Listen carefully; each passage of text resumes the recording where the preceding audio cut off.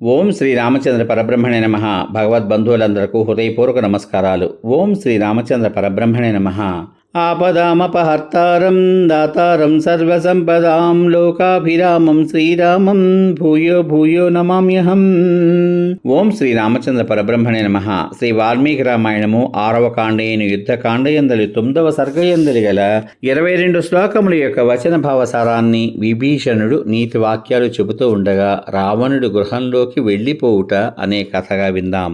అటు పిమ్మట తేజస్సుతో మండుచున్నారా అన్నట్లున్న నికుంభుడు, రభసుడు, మహాబలవంతుడైన సూర్యక్రతువు, యజ్ఞకోపుడు, మహాపార్శ్వ మహోదరులు, ఎదిరింప శక్యం కాని దుర్ధర్షుడు, రశ్మికేతువు, రావణకుమారుడైన బలవంతుడైన ఇంద్రజిత్తు, ప్రహస్తుడు, విరూపాక్షుడు, గొప్ప బలంగల వజ్రదంష్ట్రుడు, ధూమ్రాక్షుడు, నికుంభుడు, దుర్ముఖుడు అనే రాక్షసులందరూ పరిహలు, పట్టిసములు, శూలములు, ప్రాసములు, శక్తులు, గండ్రగొడ్డళ్ళు, మంచి బాణములు గల ధనుస్సులు, లోతైన నీటి రంగు వంటి రంగు గల ఖడ్గములు ధరించి లేచి రావణునితో రామలక్ష్మణ సుగ్రీవులను లంకను పాడు చేసిన దీనుడైన ఆ హనుమంతుణ్ణి ఇప్పుడే చంపివేస్తాం అని పలికారు. విభీషణుడు ఆయుధములు ధరించి లేచిన ఆ రాక్షసులను అందరినీ నివారించి వాళ్లను మరల కూర్చుండున్నట్లు చేసి అంజలి ఘటించి ఒక కార్యాన్ని సామదాన భేదోపాయములు మూడింటి చేత సాధించజాలనప్పుడే పరాక్రమాన్ని చూపడానికి తగిన కాలమని బుద్ధిమంతులు చెబుతారు.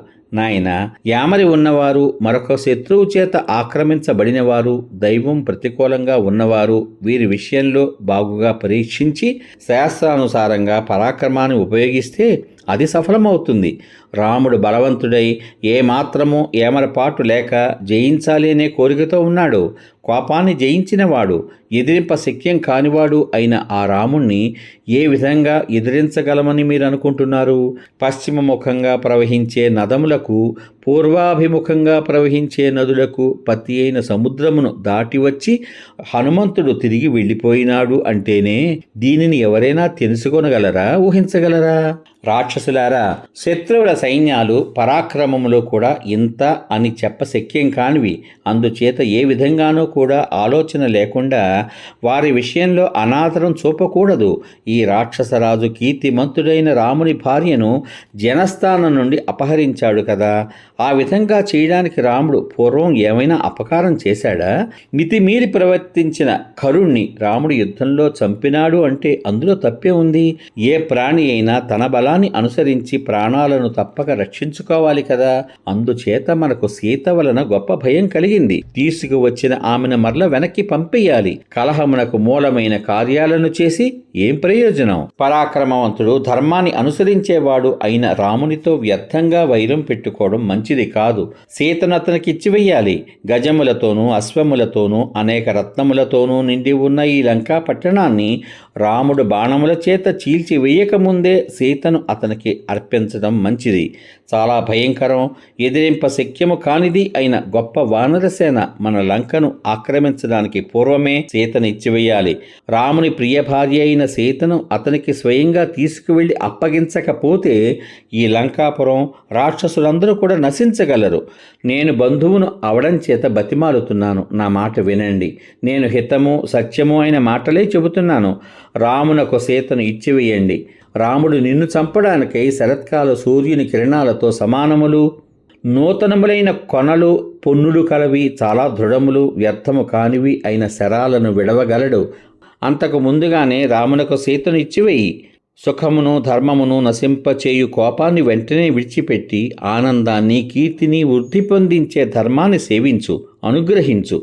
మనమందరము పుత్రులతోనూ బంధువులతోనూ కలిసి సుఖంగా జీవిద్దాం.